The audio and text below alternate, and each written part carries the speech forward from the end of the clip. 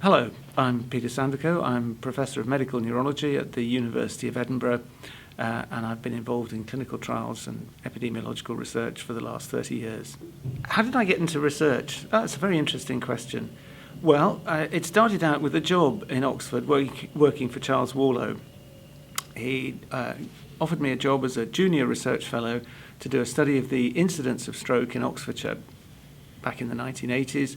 It really wasn't known how frequent stroke was in the community, what it looked like, what sort of patients had stroke, and so that was going to be my job. And I was really excited about it. I knew I was hopeless at laboratory research, so this was a great opportunity just to do some clinical patient-focused research.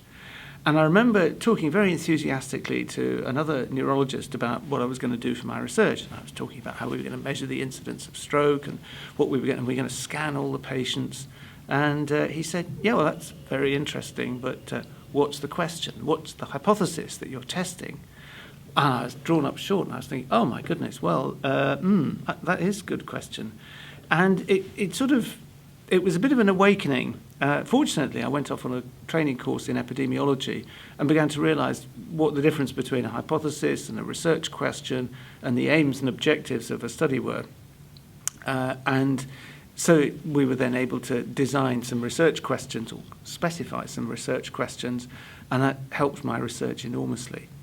So, and thereafter I've been involved in epidemiology and clinical trials and the design of research.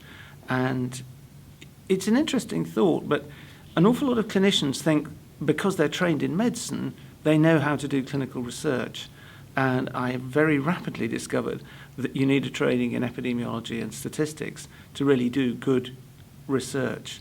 And so we've created a set of talks which we hope will help you design good research with your patients, and a few hints and tips about how to do good laboratory research.